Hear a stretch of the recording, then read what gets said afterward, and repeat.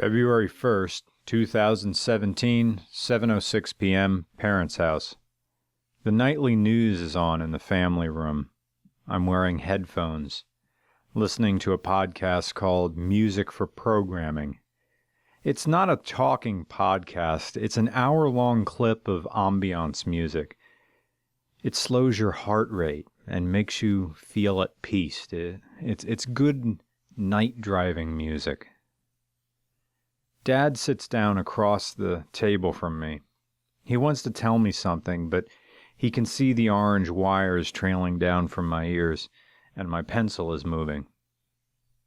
So I stop moving it.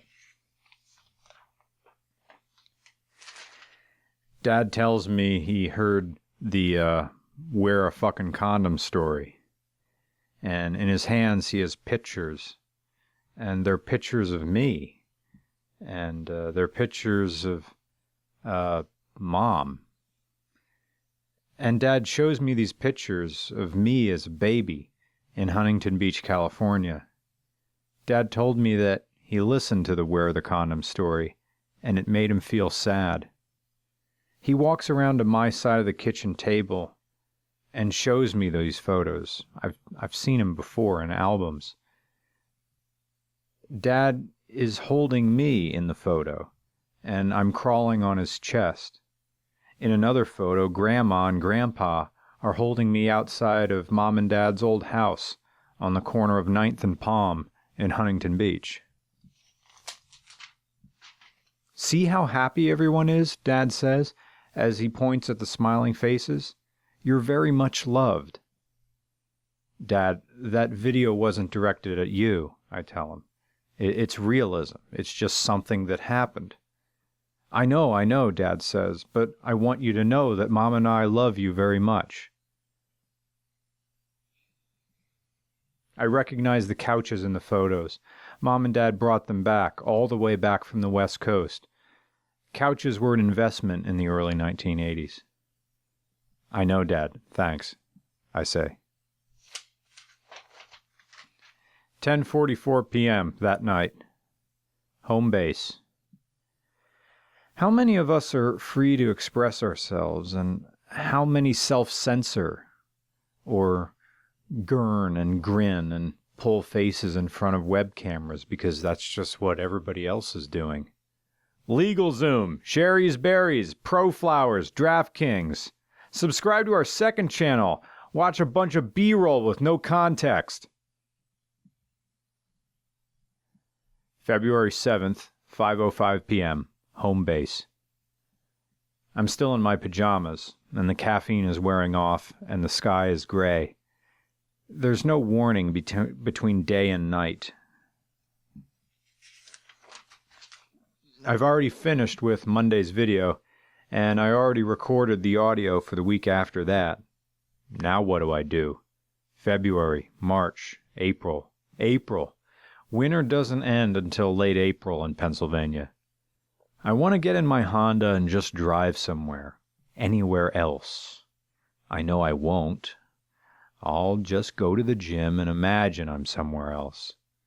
But we appreciate the summer when we don't have it. When I go to the gym, I listen to men's conversations.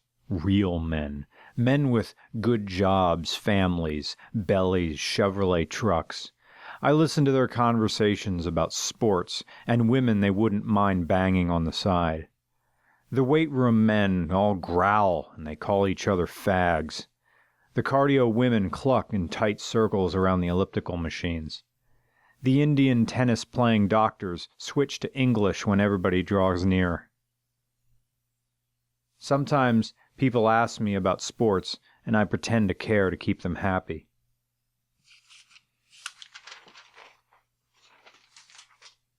Tonight, I'll go to the gym and run on the treadmill for no more than 20 minutes. Left to my own devices, I'll stay on the mill all night. It's easy for me.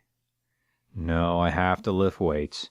Maybe I should do cardio last. Weights first as a change of pace. Reward myself with the mill. It's a calm rhythm. I want to date, but I don't know how to perform or to say interesting things to make me sound exceptional, but not weird. On Tinder, I imagine waking up next to you. I think about how I would feel and swipe accordingly. Dating to me is an examination, a trip to the principal's office. All I want is the correct responses to make the principal smile and tell me I'm a good boy. What are you thinking? Well, that's a trap question. If I told you what I was thinking, you'd fake a phone call and leave. I'm thinking about the waitress. I'm thinking about her nose piercings and wondering who she thought it would impress when she got it. Her knuckle duster boyfriend, maybe? The alpha of her social group? Maybe she thought if it would send a message to her father that says, I'm my own woman now. I'm thinking about my browser history and what kind of face she'll make. I'm thinking about where the Scotchgard exists at the local market, because maybe, after seeing my search history, you'll look at me and say, I'm into that too. And then we'd have to get Scotchgard and prepare my bed sheets and a 2 or 3 foot radius around the carpet around the bed. 10:30 p.m. later that night. While in the gym, I talked to 2 men, Joe and Muhammad. Joe works at a natural gas power plant. I don't know what Muhammad does. We talked about the improbability of a McGregor-Mayweather boxing match. It was a very manly conversation. And I thought, I sound like a normal person, while saying something to the effect of, well, the pay would have to be astronomical for Mayweather to even consider coming back. And if anybody walked in on that conversation, they would see 3 guys enjoying guy talk. They wouldn't know one of them is crazy. I think about how romantic sharing a 2-person sleeping bag would be at Eagle's Nest Shelter along the Appalachian Trail. Maybe with a bit of rain and crickets. And we'd pull our heads inside the sleeping bag and hold each other.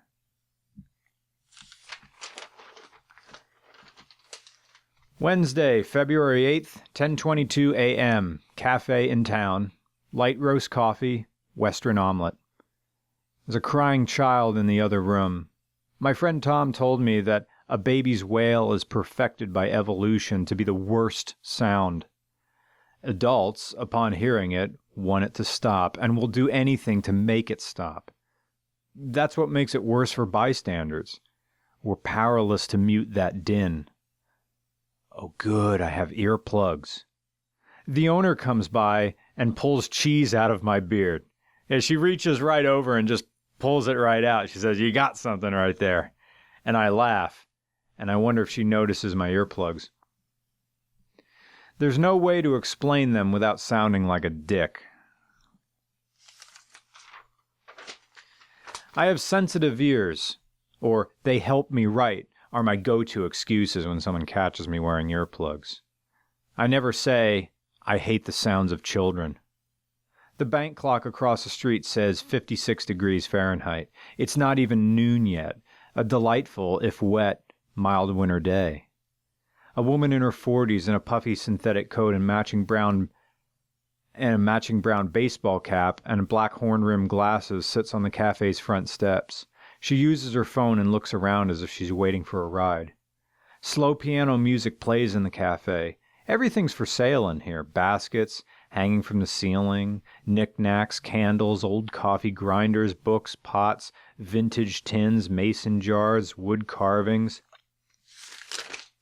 paintings, dolls, jugs of all kinds, oil cans, that little peg game I could never win. Some of the grass outside is turning green already. What should I do today? I already told the internet that I won't do any internet things today. I could, like a salmon, go to Kutztown and revisit all the addresses where I bung. A local school district pickup truck drives by. It says security on the side and the name of the school. The truck also has a snowplow on the front. It's pulling double duty. 57 degrees Fahrenheit. I should really make use of this nice weather before it snows tomorrow. Screw it. Business riding trip to Kutztown. I'll see you there. 12:23 p.m., 149 Main Street, Kutztown. My old college house. I can't go in. I don't live here anymore. But I just walked in the backyard. Everybody will assume I live somewhere else. Or maybe I'm just visiting. There's no one here. It's the middle of the day. People are at class. I look down and there's broken glass in the grass. There's broken glass all over the backyard, and it even covers the cement walkway between the little parking lot and the rear door. I see water bottles and empty pizza boxes catching the breeze, sailing and making their way west across the lawn. Was it always this dirty when I lived here? No, I was the guy cleaning it. I'm tempted to find a broom and clean it up like I used to. Beer cans, broken bottles. You know, this place isn't that bad. This town is all right. I even liked wearing my shoes down, wearing the soles down, just walking over and over the length of town like I did. Kutztown feels like a second home to me. Man, this town charges on. A new batch of freshmen every year. In this college town, yeah, it keeps the air young. I've walked these sidewalks. I've now left 149 Main Street and I'm walking through town. I've walked these sidewalks in every state of sobriety and inebriation.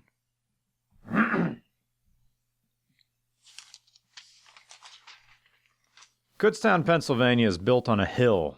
The university is at the summit. Eateries and shops are on the incline, and towny houses are at the base. Our house was at the base. Our house. Corey, Tyler, Monet, and myself. Not all of us at the same time. Monet graduated and moved out halfway through, and Corey moved in. A banner flies across Main Street. Friendship Fest, February 25th, 2017, and there's a picture of a wine glass and a frothy beer mug. Open container law must be rescinded for that day. Maybe it's some sort of beer fest. An SN95 crackles and pops and rubber bands its way up Main Street. I don't hear any drop-off in revs. He's probably staying in the same gear all the way through town, probably second.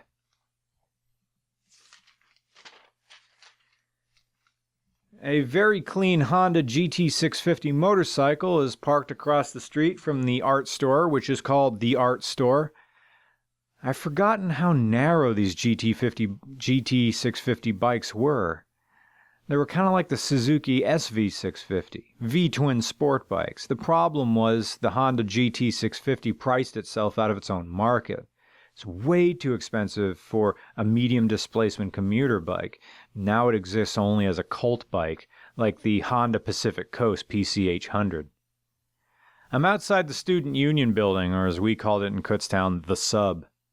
I see a Jersey princess, a girl in black leggings, black fleece sweater, and earthquake-reinforced foundation makeup, walking around in brown, indoor felt slippers. I walk into KUR station, Kutztown University Radio. Student DJs know me more as an alumni DJ rather than a YouTube guy. Red Valentine's tinsel hangs from the ceiling of KUR's lobby. But I leave and go elsewhere on campus. 1:27 p.m., Sheridan Art Studio. I'm walking the halls. I overhear a conversation of some students in the hall. One says to another, "To understand visual art, you have to see the art." I've never had a class in Sheridan, and I've never pooped here. So that's what I'm here to do. Poop. And have dazed and confused Wooderson moments every time I turn a corner. Why? I'm now in a stall, a bathroom stall. Why is there water spreading in the cracks on the tile floor? in this bathroom of Sheridan Art Studio. Is the toilet leaking? Geez, new toilets, new stalls, and already the plumbing is leaking. I'm sitting down at a toilet, and I bend over to look at the seal between the bowl and the floor where most toilets leak. Wait, why is the front of the toilet wet? Oh, damn it, it's me. I missed the bowl sitting down. While sitting down, I peed down the front of the outside of the bowl and onto the floor. It's on my shoes. Did I pee on the back of my pants? Nope, they're dry. But now what do? Do I flush and stroll? Or do I wad up paper towels and mop up my own urine? Kimberly-Clark towels. Not absorbent. All they do is push the pee around. More towels. Just spread the pee around, make it look like this stall was just mopped. It's a good thing no one else is in here. And then I clog the toilet. I reach in and pull the towels out, throw them in a wastebasket, wipe the seat, wash my hands, walk out, and listen to my shoes squeak on the hallway floor. And as I'm walking out of Sheridan, I pass the dean's office, and a quote is written on the hallway wall. It says, "Come to the edge, we might fall. Come to the edge, it's too high. Come to the edge." And they came, and we pushed, and they flew. Christopher Lodge.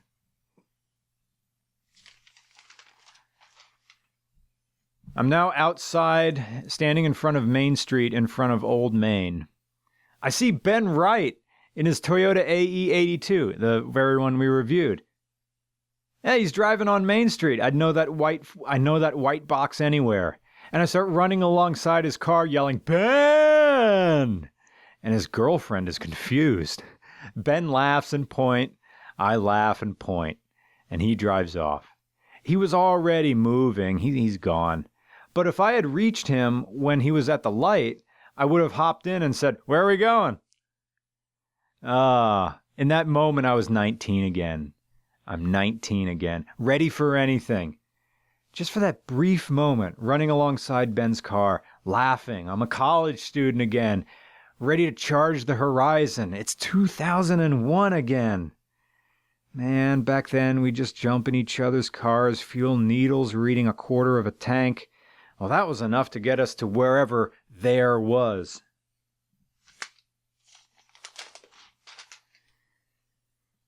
I walked through campus and walked to a concrete common area between Schuylkill, Berks, and Lehigh Hall. These are dormitories.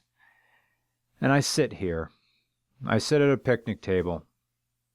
Same area I sat here 16 years ago. 16 years ago. I would sit here 16 years ago and do nothing. Just wait for friends.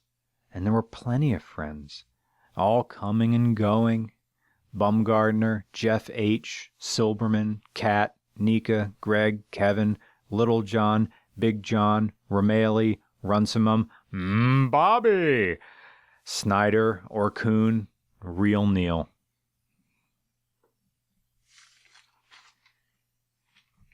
I miss them all. I look around and I see a lot of dorm rooms have their shades pulled up today, letting this unseasonably warm sun in. 2 girls are practicing some sort of hula hoop routine, and a third one joins them for a bit and then leaves. Some solid bros toss a football back and forth. What would it be like to just live here? Just live in the dorms. No classes, but just be here amongst the action and among the moments. Well, it'd be weird. It would be weird and awkward because I'm 35 and they're teenagers. And the novelty would wear off in a week when I would just want peace and solid sleep. And their talk would become dull and shallow to me. And I would resent them because I could see their triumphant young potential and they couldn't. Perspective is a pair of binoculars that sees farther into both past and future with each passing year. And when you're 18 or 19, your binoculars see maybe 6 months, a half year, or maybe 1 semester into the future and the past. At age 35, I can see about 4 or 5 years forward and back. In another 5 years, I'll be able to explain how this works. I'll be able to explain this experience. It's like a superpower. I'm not sure how it works, but I know it does, and I'll let you know when I do. Walking back to the Student Union building, and I'm walking back to the Student Union building in Kutztown University Radio. A girl with long blonde hair, she's on her phone as she walks, and her hair swings evenly on either side of her head, like 2 pendulums. I see a guy in an extra-large salmon-colored t-shirt, backwards snapback baseball cap, very 90s style, silver cross necklace, and thin eyeglasses just like mine. Is he a time traveler? Back at KUR, with a free water cooler and free red KUR sunglasses, I take a pair. I already have one, but I don't think Mike R. would mind if I take a second, so I can be sure to be seen in them. Smooth jazz plays from the monitors. My apartment needs a radio, a decent one. Maybe I'll go to the thrift shop after this.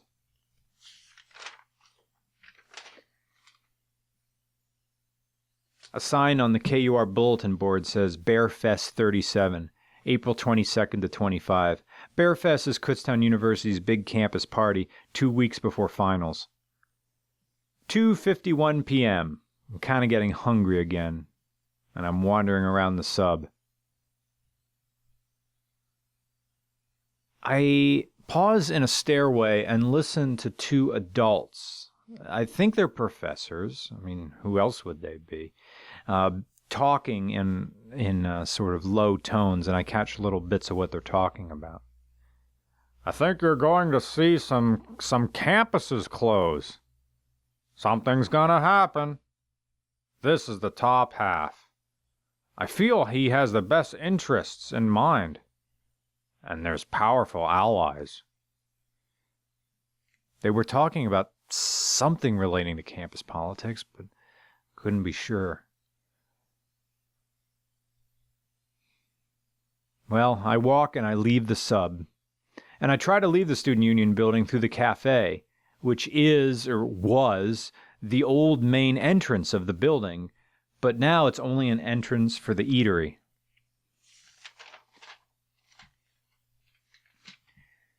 If you're trying to go out, you have to go out by Starbucks, sing-songs a lunch lady to me. She must have had to correct people all day long. I walk out back through the sub and leave the back way, past the radio station. And I never go to the thrift store. Thursday, February 9th, 1:09 p.m., home base. There's a lot of rice in this carpet. I filled out my tax returns. I'll mail them tomorrow. Tomorrow I'll have lunch with Ted Stoltz. He's the artist who designed the RCR logo, and he helps out from time to time with photography and videography. You know him as the guy who had the Scion IA and red Audi TT we reviewed. 11:59 p.m., same night. Victory Hop Devil beer. Warms the belly and makes me feel more profound than I am. A draft occupies 5 inches of airspace above this 1970s carpet. That means the thermostat switched into sleep mode and is only maintaining 65 degrees. During business hours, it cranks out 70 degrees, and rising hot air from the registers blocks the draft. Friday, February 10th, Izzy Noodle, Isaiah Noodle, I-S-S-E-I. Isaiah Noodle. It's a restaurant, Lancaster, Pennsylvania. I'm having lunch with Ted. Ted is teaching now, 1 day a week. He's some sort of graphical design art class. I'll have to ask him about it later. He has a lifestyle similar to mine in that he works from home. In this restaurant, there's a Nintendo 64 connected to a television in the corner. Super Smash Brothers is playing, but no one's holding the controllers. The game loops on a demo, and the sound is turned down. I'm eating pork ramen. I'm trying to remember not to drink the broth too much because of all the salt. But it's the first time I ever ordered ramen in a restaurant. I liked it. Probably get it again sometime. 3:15 p.m., Ted's house. He tells me about owner's equity draw, because I'm eventually going to have to pay myself from RCR. As of this moment, I'm still living off of a savings account that I opened when I started this experiment of living off YouTube. So eventually I'm going to have to pay myself. I mean, I pay the Roman, and then all the other money just goes back to the show. So that's where I am financially. Apart from the Mammoth mission, that's sort of the beginning of me learning how to enjoy myself. Ted has an Oculus Rift that made me nauseous and made my eyes hurt. I told Ted that this is the most social interaction I've had all week, and he said he understood. 9:59 p.m. that same night, back home at my apartment. My belly's full of rice, ground beef, mixed vegetables, and store-brand Shiraka sauce, and more Victory beer. My town is quieter than Ted's. You can listen to a car hiss its tires from one end of the town to the other. A natural volume curve. It's a great place to sleep. I turned on, or rather logged into my Discord channel. Fans piled in to talk. I didn't have to announce my presence, they just came. I didn't say much, and they talked among themselves. Regular cars feels larger than me. In the same way a conductor controls the speed of a train, but can't drive it anywhere she chooses. I wonder if David Patterson feels the same way. The carpet in my bedroom is cleaner than the carpet around my computer.